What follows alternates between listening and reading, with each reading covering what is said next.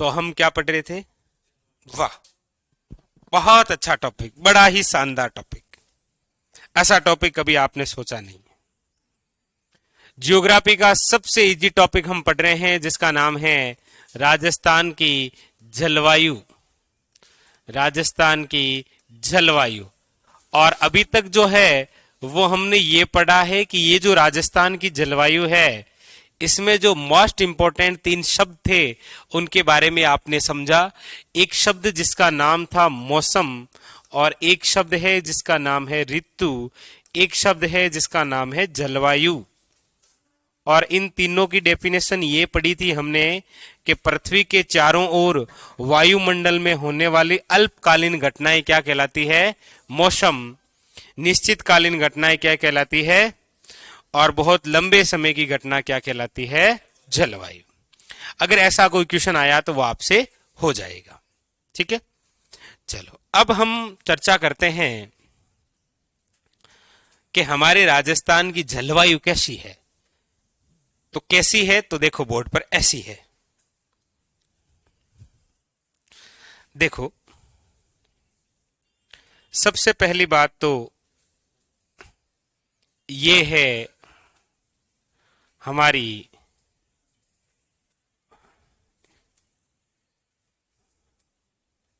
ये है पृथ्वी। ठीक है, ये पृथ्वी सूर्य के चारों ओर ऐसे घूमती रहेगी। आ जाओ ऐसे। ठीक है, ये देखो, सूर्य कभी नहीं घूमता है, ये पृथ्वी ही घूमती है। और ये भी घूमती है किस दिशा से? किस दिशा की ओर? देखो ये ऐसे घूमती है। ये कौन सी दिशा है? पश्चिम से पूर्व की ओर घूमती है। तो फिर ऐसे ही घुमाए, कैसे घुमाए? ऐसे कहा, ऐसे ऐसे तो घुमा रहा हूं मैं। ये पश्चिम से पूर्वी की ओर नहीं है क्या? अरे कोई नहीं, आप आराम से। अरे आप मेरे विपरीत बैठे इसलिए आपको लग रहा है ये उल्टा घूम रहा है। मैंने कहा ना, आईना हमेशा उल्टा दिखाता है, दाएं को बायां और बाएं को दायां दिखाता है। इसलिए उसमें देखकर स्वयं को नहीं समझना है। देखो इधर बोर्ड पर, ये है आपके पृथ्वी। ठीक है, यहां पर आपके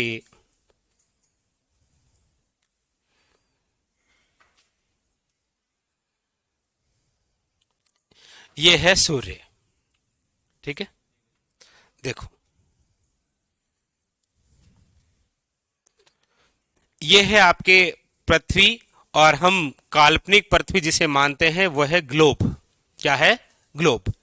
इस ग्लोब के बीचों बीच एक रेखा है जिसे आप कहते हैं, थोड़ी सी टेढ़ी हो गई ना, बता देना आप मुझे सीधी होती। सीधी है? अब सीधी है? ये लो। ठीक है, इसे बोलते हैं आप 0 डिग्री अक्षांश। इसे 0 डिग्री अक्षांश भी बोलते हैं आप। और इसे ही आप कहते हैं कि ये भू के मध्य है, इसीलिए इसका नाम क्या है? भूमध्य रेखा। ठीक है, और ये आपका फेवरेट रहा आपके जस्ट सामने, कौन सा? सूर्य। क्योंकि ये उत्तर दिशा है, ये आपके दक्षिण दिशा है, ये आपके पश्चिम दिशा है, और ये पूर्व दिशा है। और सूर्य उदय हमेशा किस दिशा से होता है? पूर्व दिशा से। ठीक है,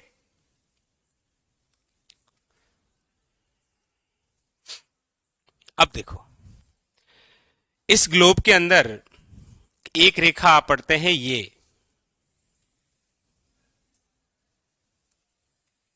पढ़ते हैं, ये कौन सी रेखा है?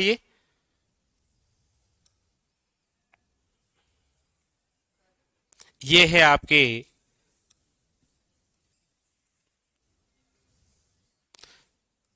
23.5 डिग्री उत्तरी अक्षांश।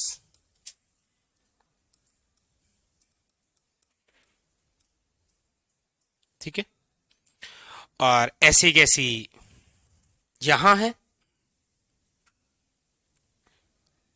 यहां, और इसका भी नाम क्या है आपके 23.5 डिग्री दक्षिणी अक्षांश।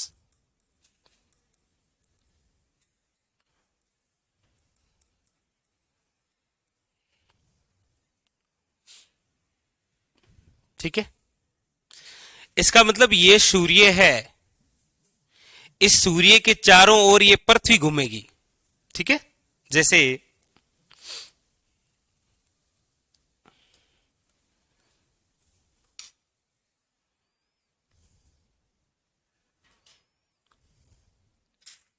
ये है क्या, सूर्य। ये लो यहां लिख देता हूं, ये है सूर्य।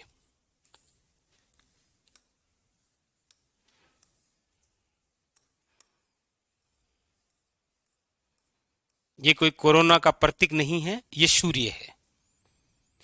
इस सूर्य के चारों ओर घूमेगी कौन, पृथ्वी। जैसे वो भी बना देता हूं, देखो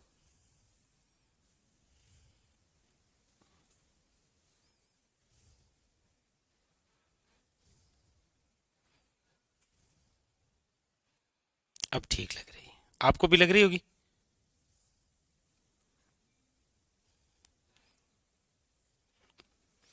ठीक है, ये सूर्य है और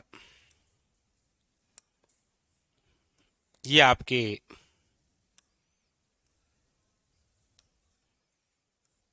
ये उत्तर, और ये क्या होता है, दक्षिण होता है। ये आपके पृथ्वी, ये उत्तर, ये दक्षिण, ये भी पृथ्वी और ये भी।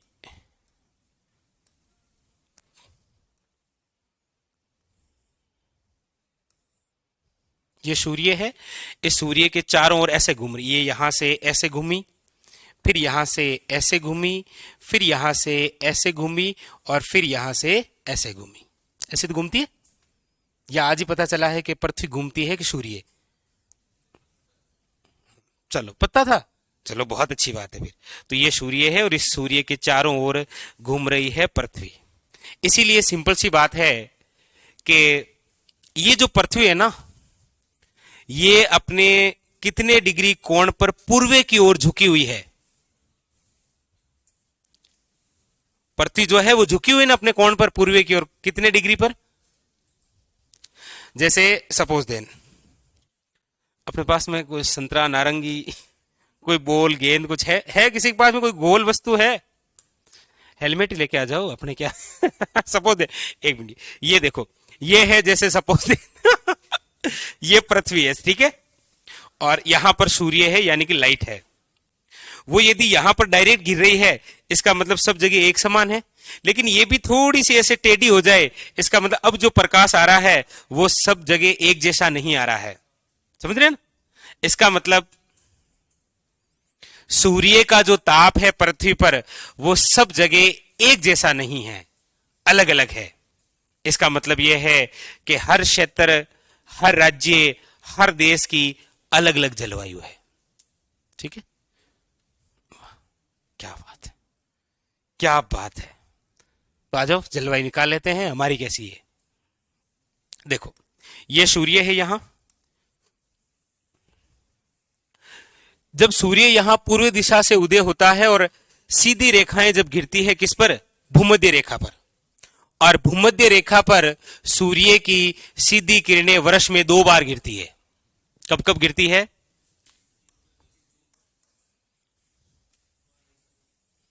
2 बार गिरेगी। कितनी बार गिरेगी,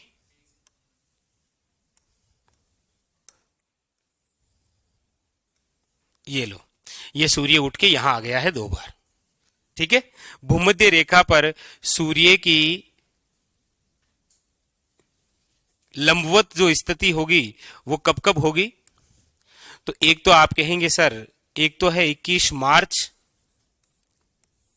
और एक कब है, एक है आपके सामने 23 सितंबर। इसका मतलब यहां पर यदि सूर्य सीधा आ रहा है तो सिंपल सी बात है, एक तो आप ये सोचिए कि सूर्य की किरण डायरेक्ट यहां सीधी आ रही है और एक सूर्य की किरण यहां डायरेक्ट जा रही है। इसका मतलब दोनों में से गर्म कौन सा स्थान होगा? ये होगा, ये होगा, ये होगा, यही होगा ना, क्योंकि सूर्य की डायरेक्ट जहां सीधी किरणें जाती है ना, वहां पर तापमान क्या होता है? ज्यादा। इसका मतलब यहां पर जो स्थिति होगी वो आपके सामने क्या होगी? गर्म। यहां पर भी और यहां पर भी, इन दोनों के बीच में क्या होगी? गर्म। उसी गर्म को जियोग्राफी में हम क्या कह देते हैं? उष्ण। क्या कह देते हैं? उष्ण। इसका मतलब ये और ये पूरा एरिया क्या हो गया? उष्ण। यहां पर एक शब्द लिख देता हूं उष्ण, और यहां भी एक शब्द लिख देता हूं उष्ण। लेकिन आप देखिए, ये 0 डिग्री अक्षांश है और ये 23.5 डिग्री अक्षांश है। दो अक्षांशों के बीच के स्थान को क्या बोलते हैं? कटिबंध। क्या बोलते हैं? इसका मतलब मैं यहां लिख दूं उष्ण कटिबंध। मैं अपनी तरफ से कुछ नहीं लिख रहा हूं, आप जैसे बोल रहे हैं वैसे ही लिख रहा हूं। फिर आखिरी में से नहीं सर ये क्या लिख दिया, आपने तो बोल रहा है। ये भी उष्ण कटिबंध और ये भी क्या हो गया? उष्ण कटिबंध। अब यहां यदि हम ग्लोब में चर्चा करें तो देखो, एक यहां पर रेखा है और एक यहां पर है। यहां पर जो है वो तो है आपके सामने 66 डिग्री और 30 मिनट उत्तरी अक्षांश, ठीक है। और ये क्या है? दक्षिणी अक्षांश। यही तो है। जैसा कि अभी हमने कहा कि ये पृथ्वी है, यहां पर ये सूर्य है। यहां पर यदि सूर्य की किरणें आ रही है तो क्या यहां पर आ रही है? ध्रुवों पर नहीं आ रही है ना। इसका मतलब जब यहां से सूर्य है तो सूर्य की किरणें यहां और यहां नहीं पहुंच पा रही है, और जहां पर सूर्य की किरणें नहीं पहुंच पा रही है, इसका मतलब वो स्थान क्या है? ठंडा है। सिंपल सी बात है। क्या है? ठंडा। और ठंडे को हम क्या बोलते हैं? अच्छा, मैंने बोला बोलेंगे सर चिल्ड, यानी कि क्या बोलते हैं? शीत। क्या बोल दिया आपने? शीत। यानी कि अरे भाई वो जब सरकार का आदेश आया ना कि मतलब जैसे कोई रोड होती है तो 500 मीटर तक मतलब कोई शराब की दुकान है तो उसका प्रचार नहीं कर सकते, तो वो एक तीर का निशान लगाते और कहते हैं यहां चिल्ड मिलती है। तो ये स्थान कौन सा हो गया? और ये भी क्या हो गया? शीत। और दो अक्षांशों के बीच के स्थान को आप क्या बोलते हैं? कटिबंध। तो ये भी क्या हो गया? शीत कटिबंध। ये भी क्या हो गया? शीत कटिबंध। ठीक है। अब देखो, ये क्षेत्र है आपके उष्ण कटिबंधीय, ये कौन सा है? शीत कटिबंधीय। यानी कि शीत और उष्ण के बीच का जो स्थान है, यहां पर ठंड भी है और यहां पर गर्मी भी है। सिंपल सी बात है। इसके नीचे वाला और इसके ऊपर वाला, यानी कि यहां पर ठंड भी है और यहां पर क्या है? गर्मी भी। इसीलिए इस स्थान को आप क्या बोल देते हैं? शीतोष्ण कटिबंधीय। तो ये भी हो गया शीतोष्ण और ये भी क्या हो गया? शीतोष्ण। ठीक है।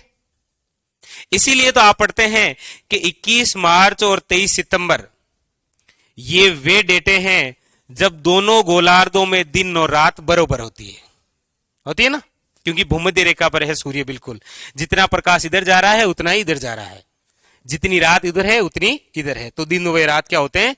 बराबर। लेकिन अभी हम थोड़ी देर के बाद में आगे पढ़ेंगे कि ये जो 23.5 डिग्री उत्तरी अक्षांश है, इसी का दूसरा नाम क्या है? कर्क रेखा। और जब सूर्य इस कर्क रेखा पर लंबवत होगा और जब ये पृथ्वी घूर्णन करेगी सूर्य के चारों ओर, तो ये सूर्य इस कर्क रेखा पर भी क्या हो जाएगा? लंबवत। और वो डेट होगी कौन सी? वो होगी आपके 21 जून। कौन सी होगी? 21 जून। तो ये जो सूर्य है ये कर्क रेखा पर कब लंबवत होता है? 21 जून को। इसके ऊपर नहीं पहुंच पाता है सूर्य, तब तक पृथ्वी वापस घूर्णन कर देती है। इसी प्रकार 23.5 डिग्री जब उत्तरी अक्षांश पहुंचता है तो एक डेट ऐसी भी आती है जब ये कौन सी है, मकर रेखा, इस मकर रेखा पर भी सूर्य क्या हो जाता है, लंबवत। और वो कब होता है, वो होता है 22 दिसंबर को। इसीलिए आप यहां पर बात सुनते हैं कि 21 जून जो है उस दिन दिन बड़ा होता है और रात छोटी होती है, और 22 दिसंबर को उल्टा होता है। हाँ, तो बैलेंस है वापस। एक दिन यदि दिन बड़ा हो गया तो कोई नहीं, दूसरे दिन रात बड़ी हो गई, बैलेंस है। इन चारों से जो क्वेश्चन बताए वो मैं आपको आगे लिखाऊंगा। ये जो बनाया है ये समझ में आ गया किस प्रकार से है, क्या हो रहा है, ठीक है। अब देखो, अब यदि हमें यहां से भारत की जलवायु निकालनी होती है तो बिल्कुल इजी ढंग से निकल जाती है। कैसे, देखो, वो ऐसे, क्योंकि इनमें से कौन सी रेखा है जो भारत के बिल्कुल मध्य से गुजरती है, तो आप कहेंगे कर्क रेखा। सपोज देन कि ये आपके भारत का मैप है और इस भारत के मैप से बिल्कुल मध्य से क्या गुजर रही है, कर्क रेखा। तो इस कर्क रेखा के ऊपर वाला भाग तो कौन सा है, शीतोष्ण, और कर्क रेखा के नीचे वाला भाग कौन सा है, उष्ण। यानी कि हमारे भारत की जो उत्तरी जलवायु है वो तो कैसी है और नीचे वाली कैसी है। तो भूगोल वेदांत ने क्या किया कि शीतोष्ण से ऊपर यहां कुछ रेखाओं का निर्धारण किया और कुछ इसके नीचाओं का निर्धारण किया, इनको मिलाकर एक नाम दिया जिसका नाम आप पढ़ते हैं उपोष्ण। क्या पढ़ते हैं, उपोष्ण। यानी कि हमें तो हमारे राजस्थान की बात करनी है मेनली, तो ठीक है, भारत को छोड़िए। ये समझ में आया बिल्कुल आराम से। अब देखो,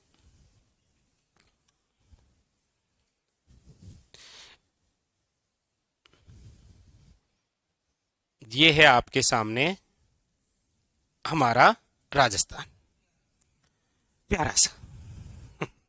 और इस राजस्थान से आप सब जानते हैं कि यहां से एक रेखा गुजरती है जिसका नाम क्या है, कर्क रेखा। कर्क रेखा, ये जो कर्क रेखा है, इस कर्क रेखा का ऊपर वाला भाग आप कहेंगे सर ये रही कर्क रेखा, और इस कर्क रेखा के ऊपर वाला भाग क्या कहलाता है, शीतोष्ण। तो यहां पर मैं शब्द लिख दूं शीतोष्ण, और इस कर्क रेखा के नीचे वाला भाग क्या कहलाता है, आप कहेंगे उष्ण। तो यहां पर लिख देता हूं उष्ण। यानी कि हमारे राजस्थान में जलवायु की यदि मैं स्थिति की चर्चा करूं,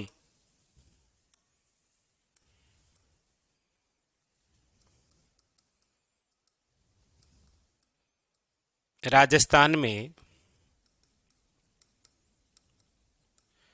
जलवायु की स्थिति,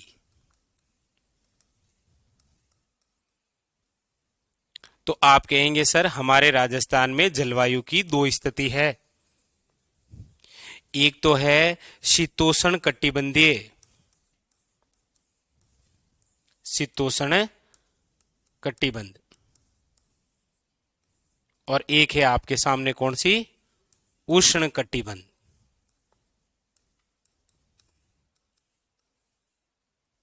और आप यहां पर जानते हैं कि यहां पर कौन कौन से जिले हैं, आप कहेंगे सर एक तो बांसवाड़ा है और एक डूंगरपुर है, लेकिन डूंगरपुर का केवल दक्षिणी भाग गुजरता है कर्क रेखा से, बाकी सारा ऊपर रह जाता है।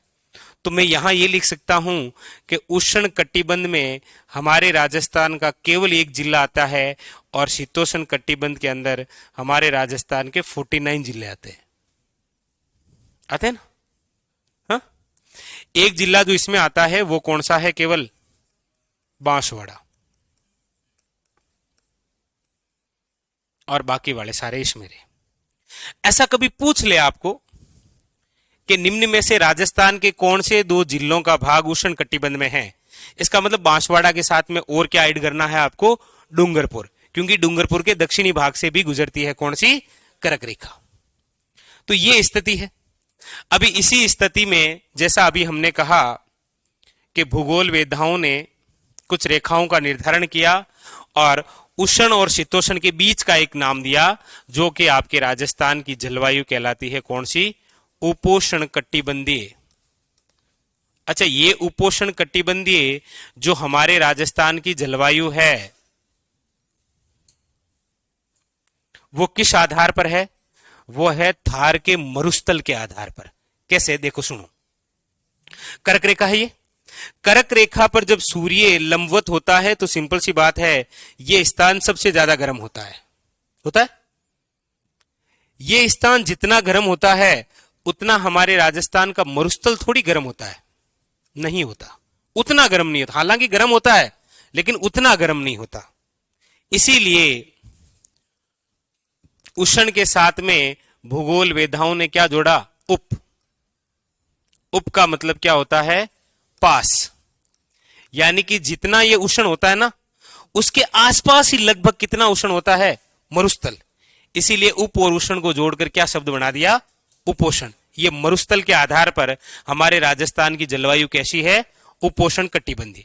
अब आपके सामने क्वेश्चन, अभी तो फिलहाल आपके जेन में ये भी चल रहा है कि सर ये भी है, ये भी है, ये भी है, हम करें क्या? तो एग्जामिनर आपको पूछेगा कि राजस्थान में किस प्रकार की जलवायु है, तो ऑप्शन आएगा आपके सामने उपोष्ण कटिबंधीय। यदि ये ऑप्शन में नहीं आ रहा है, इसका मतलब आपके ऑप्शन में क्या मिल जाएगा? ये भी ऑप्शन में नहीं आ रहा है तो ये कंबाइंड ऑप्शन मिलेगा, जहां पर लिखा है उष्ण व शीतोष्ण कटिबंधीय क्षेत्र है। ये समझ गए? अरे भाई कुछ नहीं है, ये क्या है? ये ग्लोब, काल्पनिक पृथ्वी क्या है? ये ग्लोब। इसके बीच में क्या है? भूमध्य। यहां पर क्या है? सूर्य। ये क्या है? कर्क रेखा। ये कौन सी है? मकर रेखा। सूर्य जब यहां सीधा गिरेगा तो यहां पर क्या रहेगी? गर्मी। देखो गर्मी, हाय हाय गर्मी, ये गर्मी। इस गर्मी का नाम क्या दे दिया? उष्ण। ठीक है। जहां पर सूर्य की किरणें नहीं पहुंच पा रही है वो क्षेत्र क्या रह गया? ठंडा। वो क्या रह गया? ठंडा। ठंडे को क्या बोल दिया? शीत, चिल्ड। ये क्या हो गया? उष्ण। उष्ण और शीत के बीच का स्थान क्या हो गया? शीतोष्ण। क्या हो गया? शीतोष्ण। ये भी क्या हो गया? शीतोष्ण। ये कौन सी रेखा है? कर्क रेखा। इस कर्क रेखा के नीचे वाला भाग उष्ण है, ऊपर वाला भाग क्या है? शीतोष्ण। हमारा राजस्थान ये रहा, ये देखो ये रहा, दिख रहा है? ये देखो ये रहा। कुछ भाग तो किसमें है? उष्ण में, और कुछ भाग किसमें है? शीतोष्ण। बस कितना है जी। अब देखो, ये बातें जब आप सेकंड ग्रेड या फर्स्ट ग्रेड के लिए पर्सनली जियोग्राफी पढ़ते हैं ना, तो उसमें और ज्यादा डिटेल है इसकी, सब्जेक्ट के बारे में पढ़ते हैं। हमें यहां से निकालना था, आपने निकाल लिया। अपने को क्या निकालना था? जलवायु। क्या लिखा आपने, बताओ मुझे पहले। अरे लिखा क्या था आपने, ये बताओ। बस यही लिखा था, मौसम की तरह बदल गए ऋतु जलवायु। इसके बाद लिखो, अरे इसके बाद में ये हेडिंग डालो कि राजस्थान में जलवायु की स्थिति। ठीक है, ये लिखो आप कि राजस्थान में जलवायु की स्थिति क्या है।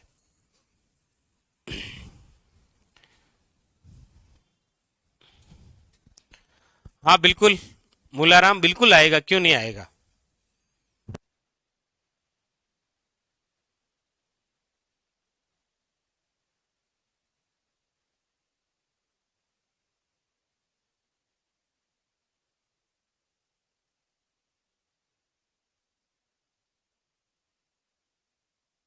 आएगा आएगा भाई, मूलाराम आएगा। आपको ये हेडिंग डाली है, राजस्थान में जलवायु की स्थिति। उसके बाद में फिर ऐसे ही लिखना है डायरेक्ट, ये सेम ही लिखना है, इधर वाला सेम प्रोसेस, फिर वो बनाना है। हम्म।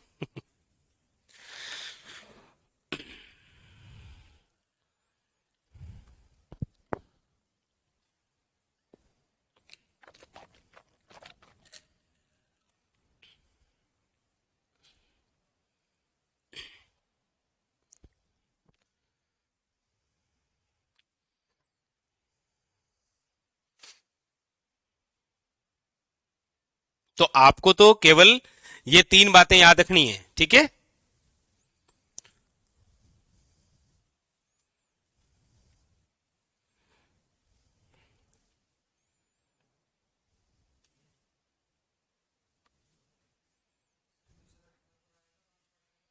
हाँ, यदि आ जाए तो ठीक है।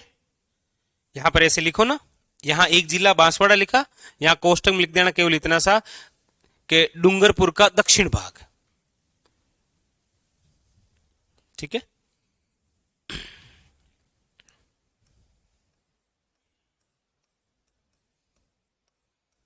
डूंगरपुर का दक्षिण भाग।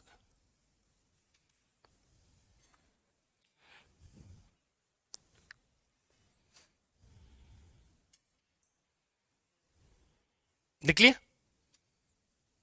सभी ने लिख लिया ना? अब इसको बनाना चाहो तो बना लो। इसका दूसरा नाम भी लिखूं क्या आपको? वैसे क्या करोगे, लिखूं इसका? जब इसका दूसरा नाम कर्क रेखा हो सकता है, इसका मकर रेखा हो सकता है, इस 0 डिग्री अक्षांश का भूमध्य रेखा हो सकता है, तो उसका क्यों नहीं हो सकता भाई? तो इसका दूसरा नाम है आर्केटिक व्रत।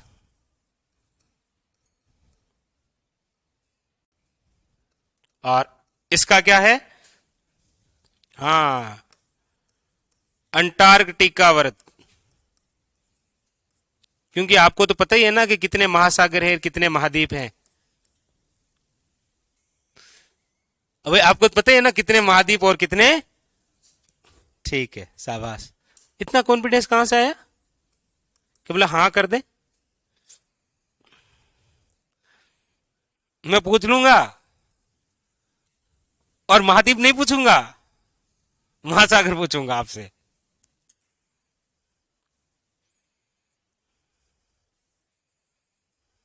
ओके, चलो ये बना लो ताकि आइडिया रहेगा आपको थोड़ा थोड़ा।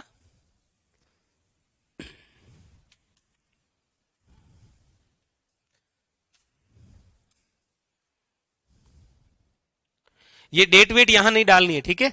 ये थोड़ी डालोगे, ये नहीं लिखनी है। क्यों नहीं लिखनी है? क्योंकि मैं लिखूंगा आपको नोट करके, अभी चिंता मत करो। और ये क्या?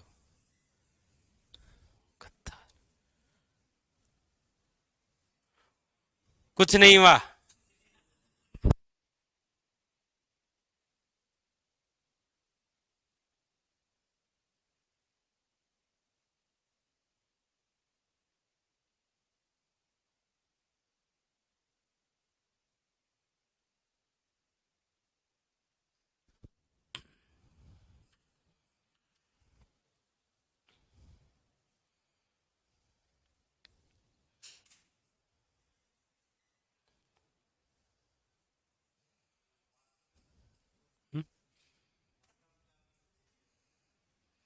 हाँ वो हाँ, वही वही वही, छाती पे घोड़ा दे दिया। इसमें आप लिख लेना, नोट करके लिखना है, ठीक है। ये तो लिख लिया ना?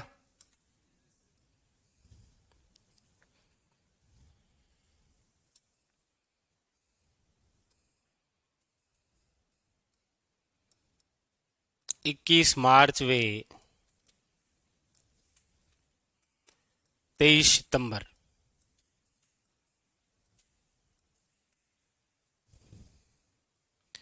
दिन वे रात बराबर। मैं केवल आपको राजस्थान के संदर्भ में लिखा रहा हूं, ठीक है, केवल राजस्थान के लिए। 21 जून, इस दिन क्या होता है?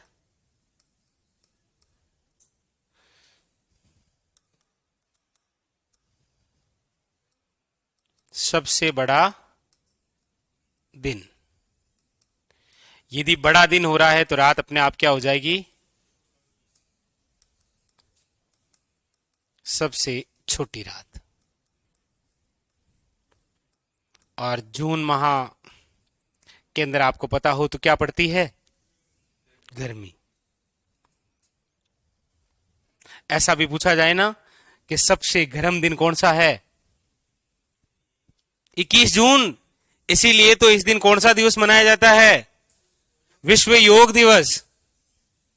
अरे बहुत सारी बातें हैं यहां से।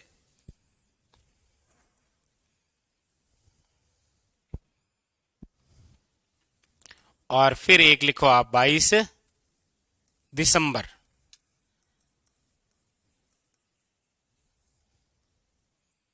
इस दिन सबसे बड़ी रात।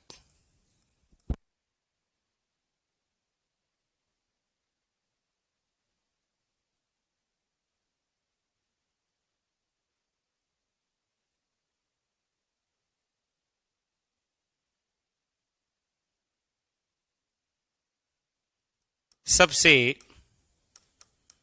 छोटा दिन। और सबसे ठंडा दिन भी कौन सा होता है? 22 दिसंबर। यहां पर वो भी लिखा दूं क्या, सबसे गर्म दिन? ये लिखना है आपको मास्टर कैप्सूल करके, ये इधर वाले में। हाँ, नहीं नहीं, वो तो होता रहता है। पर ये जलवायु है ना, एक दिन ऊपर नीचे होने से काम नहीं चलेगा। नहीं, यदि लगातार 20 साल तक उसी डेट को रहा तो फिर जलवायु पलटती है। भाई जैसे इस बार क्या हुआ कि 2023 रहा, वैसे आप पढ़ते हैं कि राजस्थान का सबसे ठंडा स्थान कौन सा है? माउंट आबू। लेकिन हो सकता है कि 2024 में सबसे ज्यादा जहां ठंड पड़ी वो पिंपलुद गांव है बालोतरा का। लेकिन एक साल में पढ़ने से कुछ नहीं, हम माउंट आबू को थोड़ी भूल जाएंगे। लेकिन लगातार यदि 20 से लेकर 25 सालों तक वो ठंडा रहा तो आखिरी में ये घोषित कर देंगे कि सबसे ठंडा स्थान वो है, उस हिसाब से। बाकी वो सही है कि हर साल ऊपर नीचे होता रहता, कोई जरूरी नहीं है कि 21 जून है सबसे बड़ा दिन हो। ठीक है।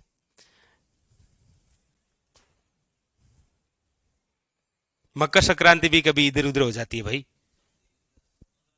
और आपको सही बताए ना, तो मकर संक्रांति जियोग्राफी के अनुसार किस डेट को आती है?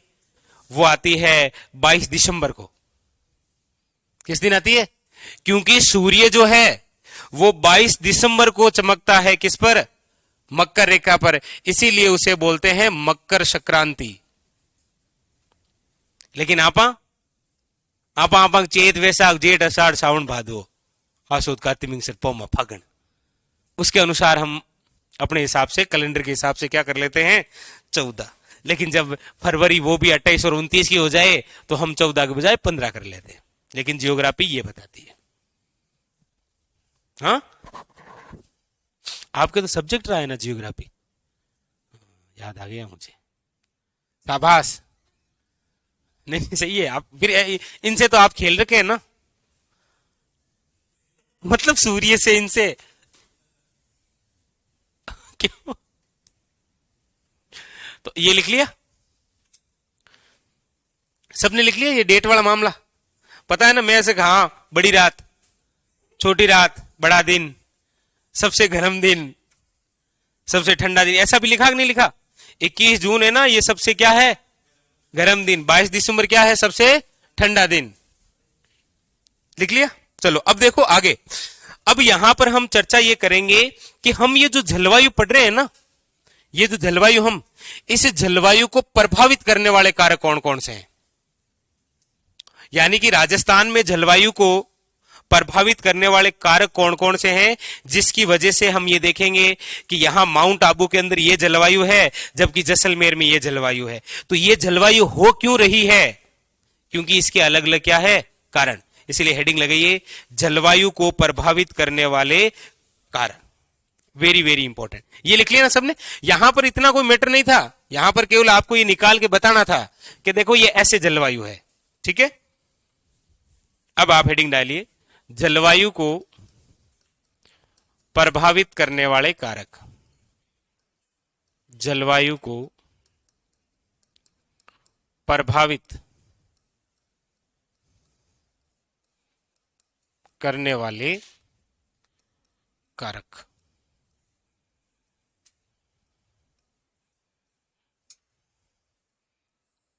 अब देखो, जलवायु को प्रभावित करने वाले कारक, इसके अंदर पहली बात यदि मैं लिखूं कि जलवायु को प्रभावित करने वाले कारक में सबसे पहला कौन सा है, तो वो लिखिएगा राजस्थान की अक्षांशीय स्थिति।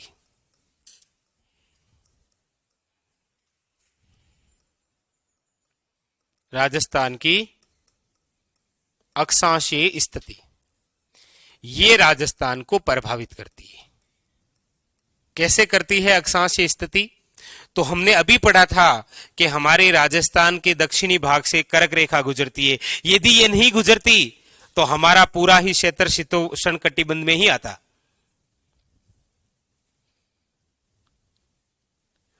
भाई सोचो, ये कर्क रेखा है, ये यदि यहां से नहीं गुजरती, ये यहां से गुजर जाती, तो हम केवल यहां पढ़ते कि राजस्थान की जलवायु कैसी है।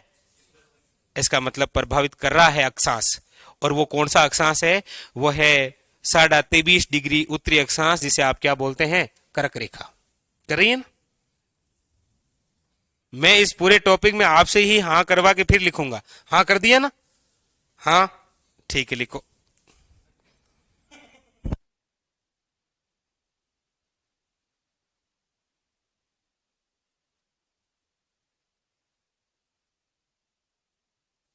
लिखो, अरे लिखो, कोई दिक्कत नहीं।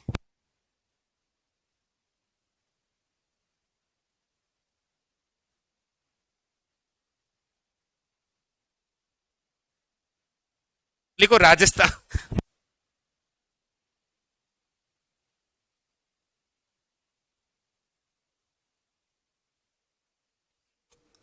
वही तो, राजस्थान के दक्षिणी भाग से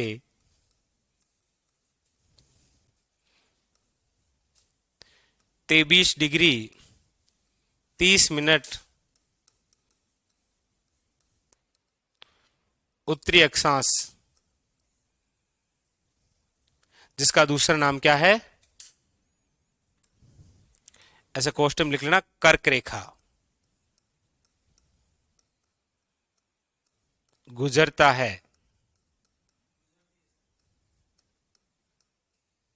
ना, अक्षांश गुजरता है। अक्षांश गुजरती थोड़ी है। छुट्टियां ले ली ना 2-4 दिन। कहां बिजी था इतने दिन? किसकी? अच्छा, अच्छा ऐसे। सही है।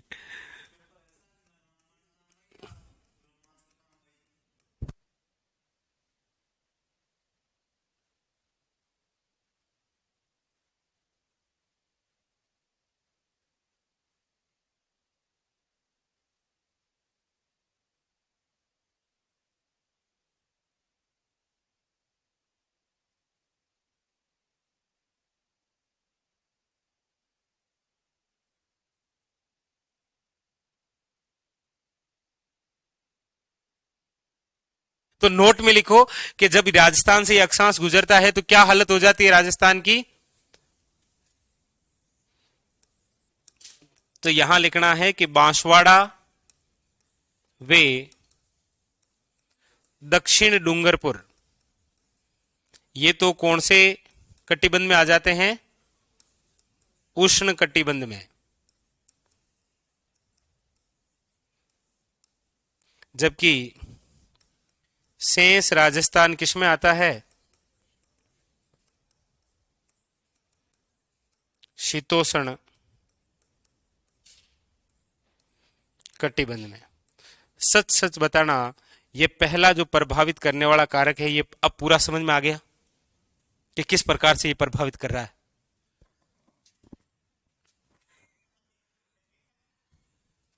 मैं कल आते पूछूंगा, हाँ प्रभावित, फिर मुझे मत कर देना प्रभावित। ये सही समझ में आ गया ना सबको? ओके।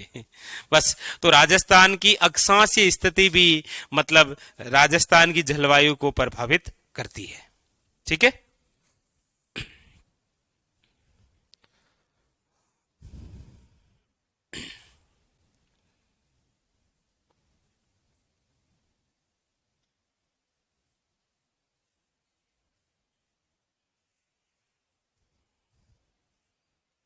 क्या हो गया, यहाँ क्या लिख दिया?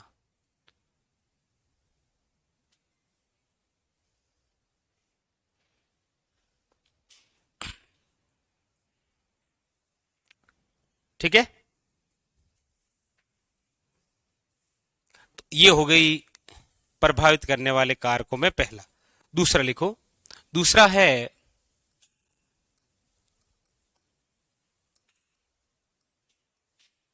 समुद्र तल से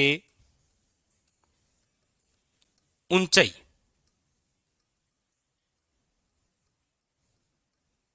देखो इधर देखिएगा,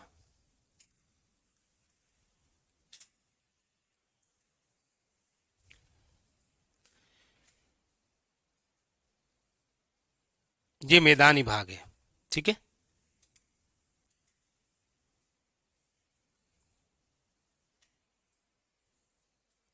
मुझे ऐसा याद आ रहा है, मैंने आपको कभी एक ऐसा डायग्राम बनाया था।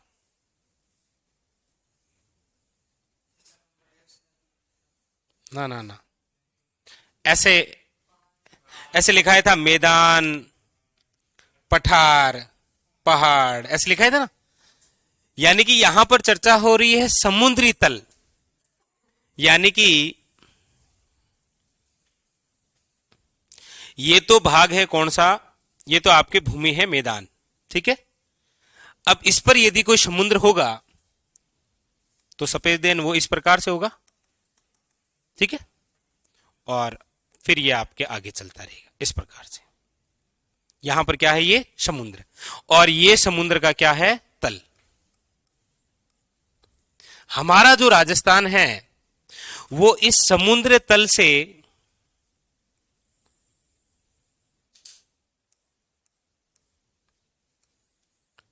370 मीटर औसत ऊंचाई पर है, ठीक है। लेकिन संपूर्ण राजस्थान इतना नहीं है। आप देखेंगे कि इसी समुद्र तल से 930 मीटर की ऊंचाई पर क्या है, अरावली, पड़ा है ना। और हम जैसे जैसे ऊपरी भाग पर जाते रहेंगे वैसे वैसे तापमान क्या होगा, कम होगा। क्या होगा, कम होगा। तापमान कम होगा मतलब वायु दाब बढ़ेगा, क्योंकि तापमान व्युत्क्रमानुपाती वायु दाब। यानी कि जब तापमान बढ़ रहा है वायु दाब घटेगा, और जैसे ही तापमान घटेगा वायु दाब बढ़ जाएगा।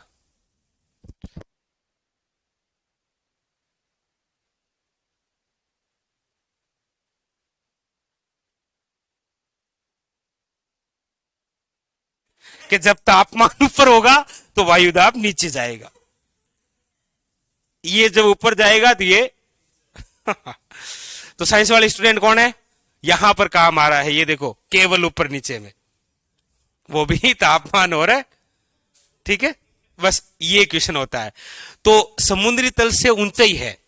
अच्छा, समुद्री तल से हमने कहा औसत ऊंचाई पर है राजस्थान, वो भी कितना है। लेकिन अभी हमने कहा कि राजस्थान में संपूर्ण भाग इतना नहीं है ना। इसी समुद्री तल से जैसे अरावली की बात करेंगे तो ये अरावली कितना ऊंचा है, 930 मीटर। इसका मतलब अरावली के अंदर जलवायु है वो अलग रहेगी और राजस्थान के अलग क्षेत्रों में अलग जलवायु रहेगी। इसका मतलब ये भी प्रभावित कर रहा है, कर रहा है ना। हाँ बोलो, ठीक है। चलो अब लिखो इसमें, ये आपके यहां साइड में रख देता हूं, ठीक है, ताकि बाद में आपको समझ में आए। यहां लिखो समुद्र तल से ऊंचाई, तो लिखिए राजस्थान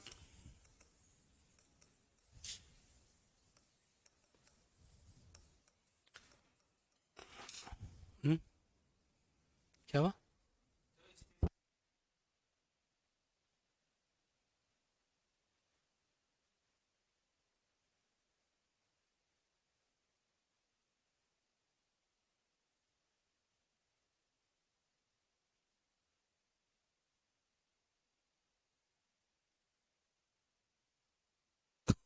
राजस्थान समुद्री तल से, लिखो, समुद्री तल से 370 मीटर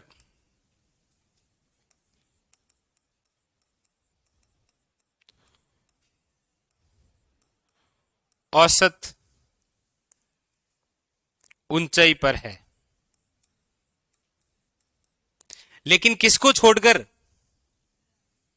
अरावली और दक्षिण पूर्वी पठारी प्रदेश को छोड़कर, उसको छोड़कर। क्यों?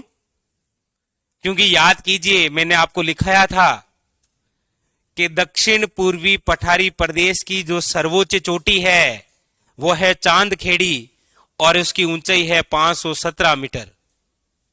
याद है चांदखेड़ी चोटी?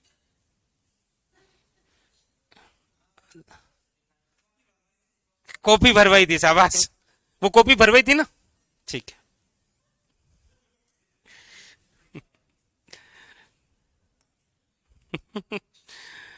याद रखना, अरावली वे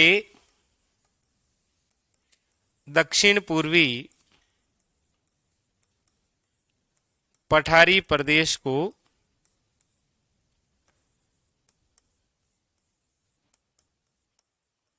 छोड़कर, ठीक है, यहां पर अलग मामले। अच्छा, आपको पता है, देखो इधर, यानी कि हम यदि, आप यदि यहां खड़े हैं, मैं आपको कितनी ऊंचाई पर भेजूंगा तब जाकर 1 डिग्री सेल्सियस तापमान कम होगा? साइंस, कुछ आइडिया है? जब हम अपने स्थान से 165 मीटर की ऊंचाई पर जाते हैं ना, तब जाकर 1 डिग्री सेल्सियस तापमान कम होता है। ये लाइन है, इसमें सोचना क्या है? साइंस में पढ़ा होगा कभी? नहीं पढ़ा?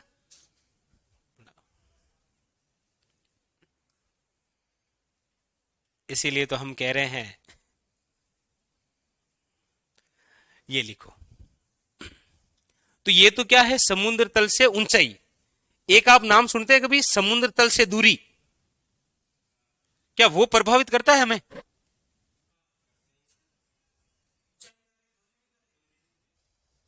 कैसे?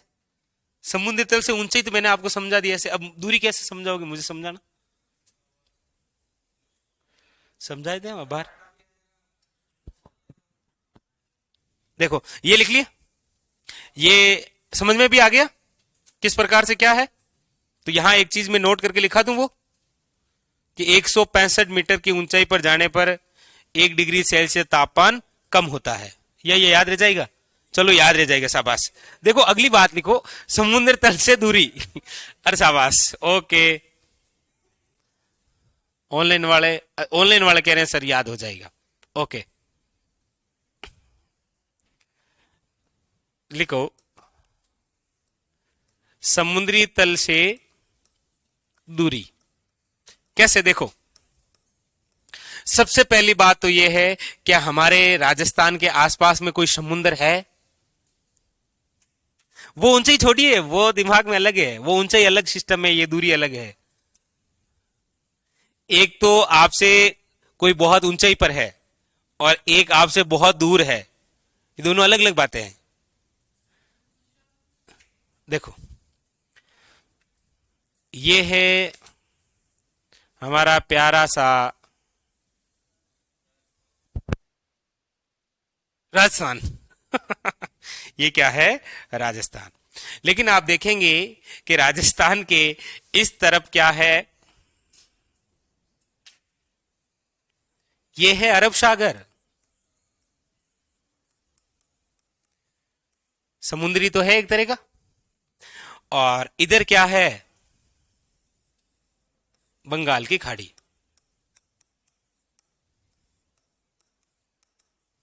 बंगाल की खाड़ी। सिंपल सी बात है, कोई स्थान जो है वो यदि समुद्र के नजदीक है, समुद्र के नजदीक है, तो वहां की जलवायु कैसी होगी? और एक स्थान जो उस समुद्र से बहुत दूर है, इसका मतलब इसका भी प्रभाव पड़ता तो है। कोई स्थान यदि समुद्र से दूर है तो उसकी जलवायु अलग है, और कोई स्थान यदि समुद्र के नजदीक है तो वहां की जलवायु अलग है। मतलब प्रभावित तो ये करेगा जलवायु को। देखो, हमारा जो राजस्थान है, वो राजस्थान इस बंगाल की खाड़ी से कितना दूर है?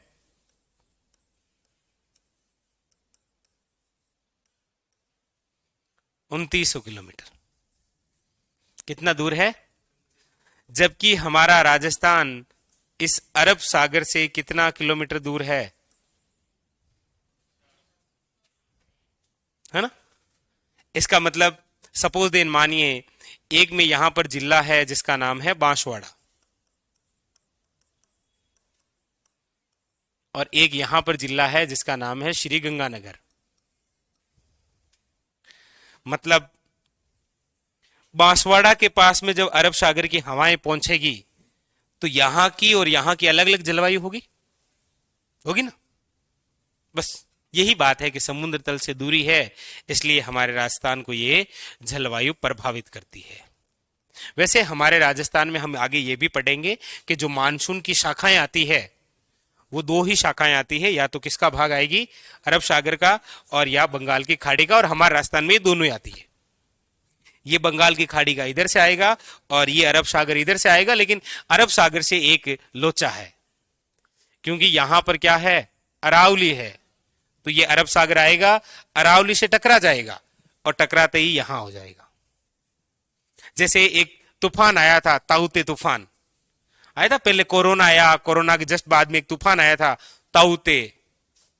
तो वो तूफान हमें प्रभावित नहीं कर पाया। क्यों नहीं कर पाया? क्योंकि वो आया और अरावली से टकरा कर ऊपर से ही निकल गया। तो अरावली, इसीलिए तो अरावली को कहा जाता है राजस्थान की लाइफलाइन, राजस्थान की जीवन रेखा।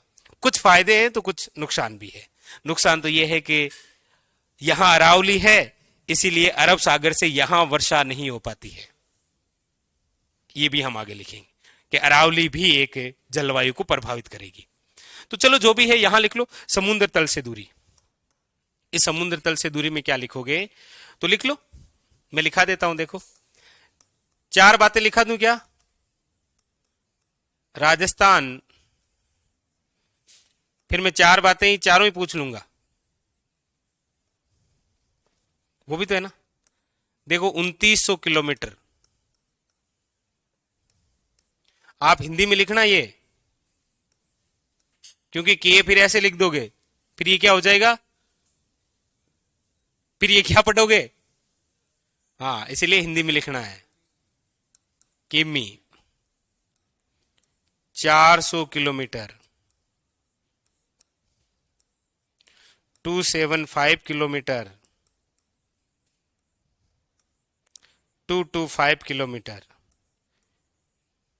देखो, हमारे राजस्थान से 2900 किलोमीटर दूर है क्या? बंगाल की खाड़ी।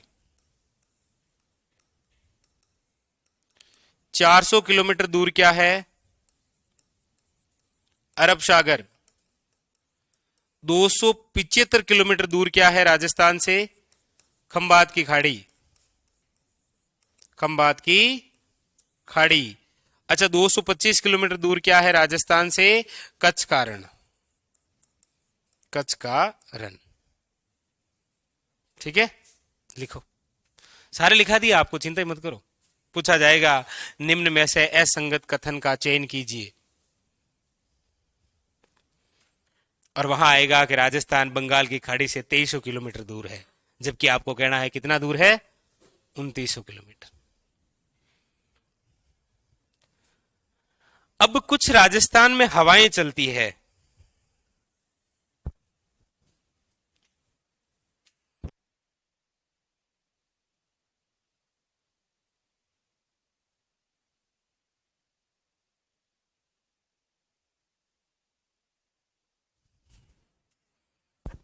उससे भी कई बार क्या होता था है, जलवायु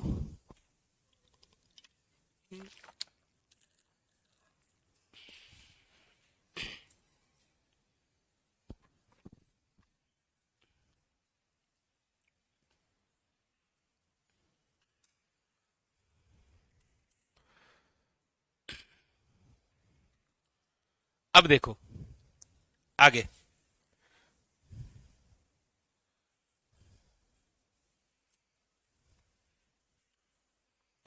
तो प्रभावित करने वाले कारक में पहला था अक्षांशीय स्थिति, दूसरा था समुद्र तल से ऊंचाई, तीसरा है समुद्र तल से दूरी। और अगली बात है आपके सामने नंबर 4, वो है वनस्पति।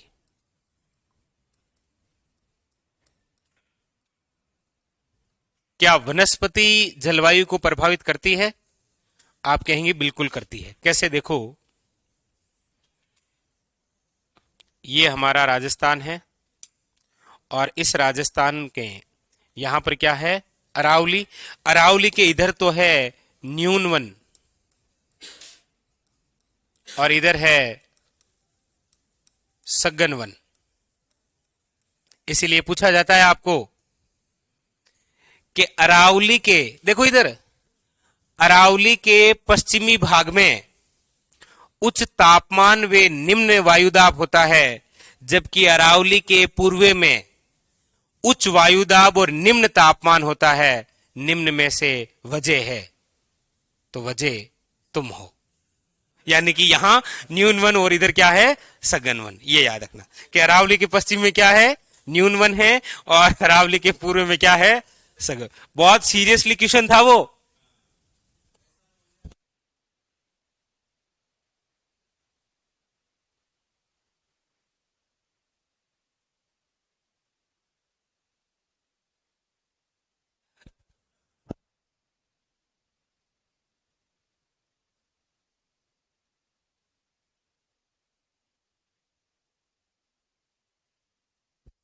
तो मतलब वनस्पति से भी जलवायु पर प्रभाव तो पड़ता है। लिखो,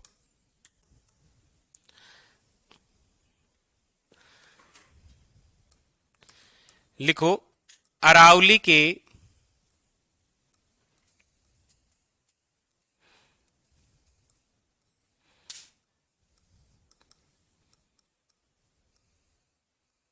पश्चिमी भाग में न्यून वन है और अरावली के पूर्वी भाग में क्या है? सघन वन। इसीलिए क्या होता है? इसीलिए वही, एक बार फिर आपको वही ऊपर नीचे करना है। मतलब वही, यदि तापमान ऊपर रहेगा तो क्या हो जाएगा?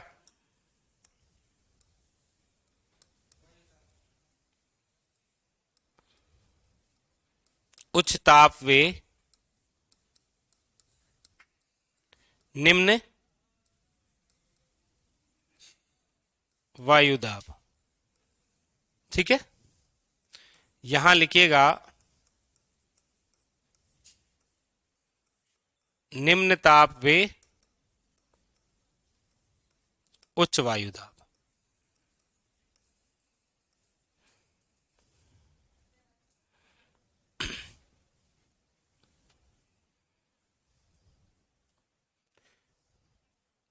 और यहां नोट करके लिख लेना,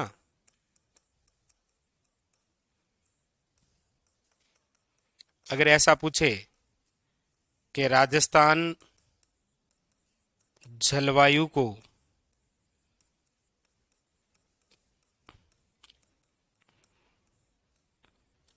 प्रभावित करने वाला आधारभूत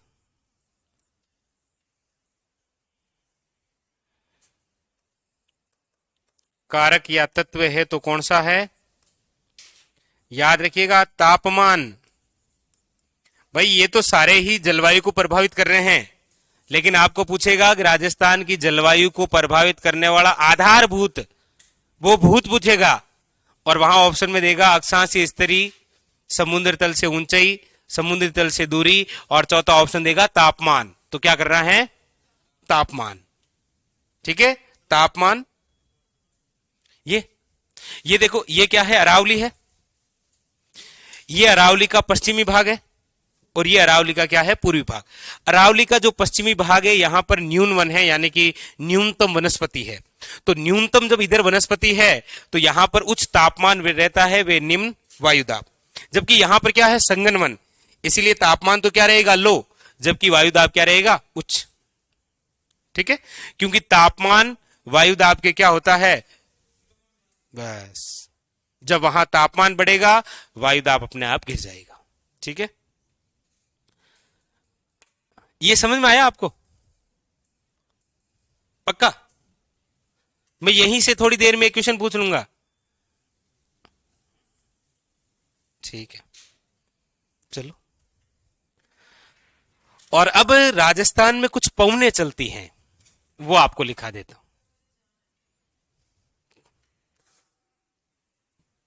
और किसको जाना है?